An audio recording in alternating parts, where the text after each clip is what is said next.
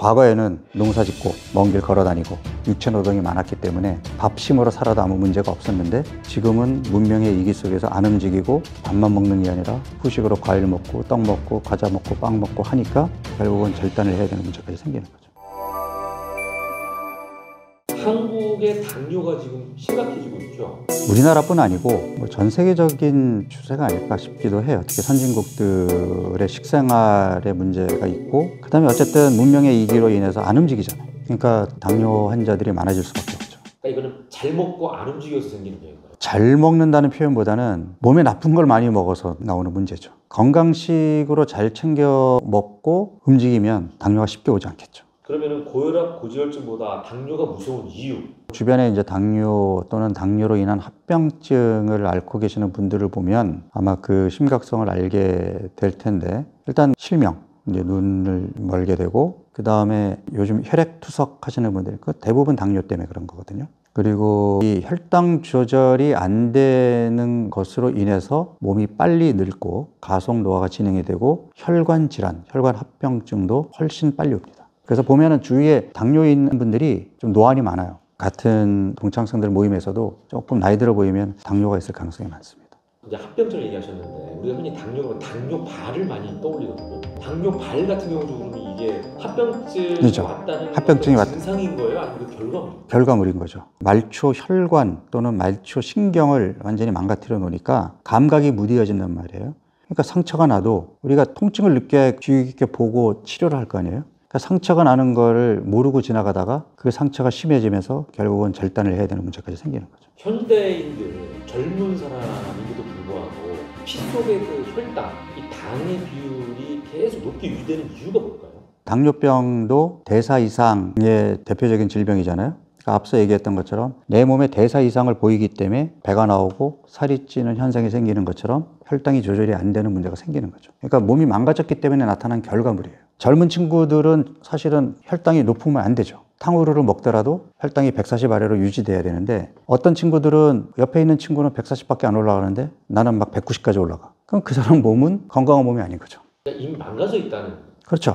근데 망가져 있는 정도가 심하면 심할수록 이제 치료가 어려워지는 거죠. 그러니까 이게 현대의학의 문제가 어디까지를 정상으로 볼 거냐는 거죠. 정상치를 벗어나면서부터 나는 이상이라고 생각하는 사람인데 일반인들은 그걸 벗어났어도 병원에 가도 의사들이 약을 안 주면 자기는 환자라고 생각 안 해요. 그러니까 어느 정도까지 가서 약을 먹어야 되겠는데요 라는 말을 들으면 아, 이제 올 것이 왔구나. 이제부터 나빠지겠구나 라고 착각을 한다. 이미 그전부터 나빠지고 있는데 일단 창고치를 벗어났으면 나는 환자라고 생각하고 다시 정상으로 돌아가야 그게 치료고 그게 건강한 몸이잖아요. 그러면 지금 고지혈증 약을 먹고 있다고 얘기했는데 아마 경고 신호가 그전에도 왔을 거라고. 약을 먹어야 될 정도까지는 아니지만 높네요라는 말을 들었을 때 노력해서 정상으로 돌려놨어요? 안 돌렸으니까 지금 약을 먹는 단계까지 왔겠죠. 그리고 지금도 노력 안 하잖아요. 그러면 결국은 혈관 합병증으로 가겠죠. 그러니까 당뇨도 마찬가지예요. 그 당뇨가 처음부터 오는 게 아니라 앞서 얘기한 지방간, 인슐린 저항성, 복부 비만 이런 걸로 먼저 예고하고 오거든요.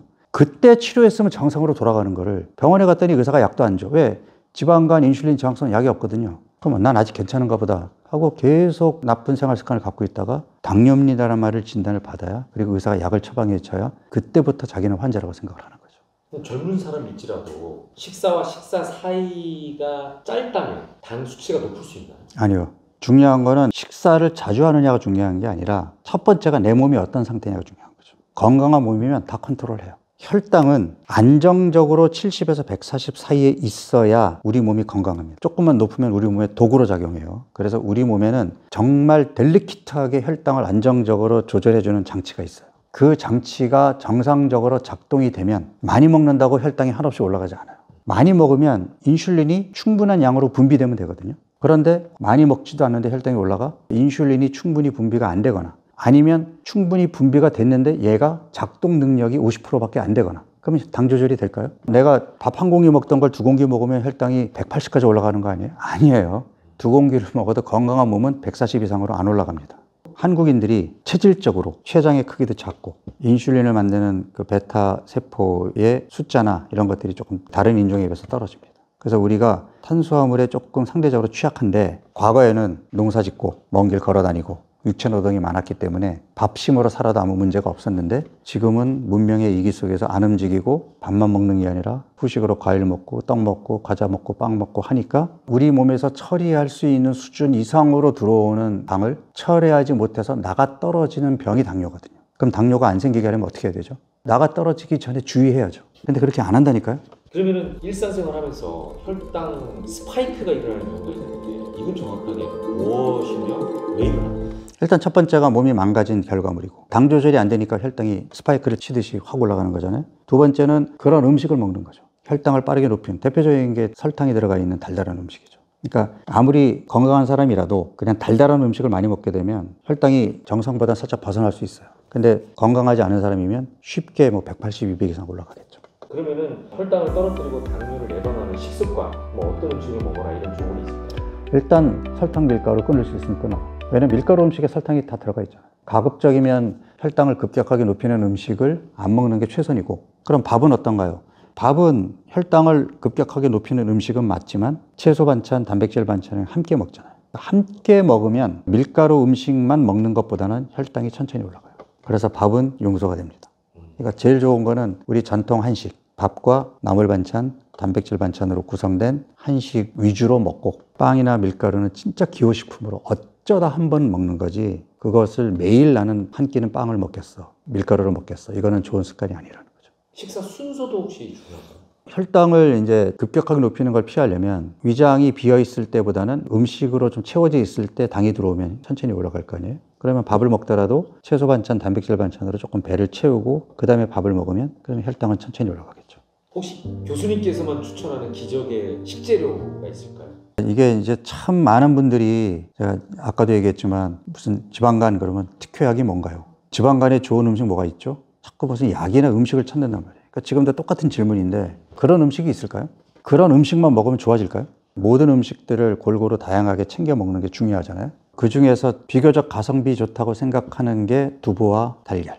둘 다 양질의 단백질 음식이고 단백질 음식을 먹게 되면 포만감도 주고 그 다음에 이제 탄수화물이 같이 들어오면 혈당도 좀 천천히 올리는 데다가 두부 같은 경우에는 조금만 먹어도 포만감을 주니까 다이어트도 도움이 되고 그 다음에 달걀은 그 달걀의 질에 비해서 상대적으로 가격이 싸니까 가성비가 좋은 단백질 급원이죠. 많이 드셔도 됩니다. 양이 필요가 없나요? 많이 먹어도?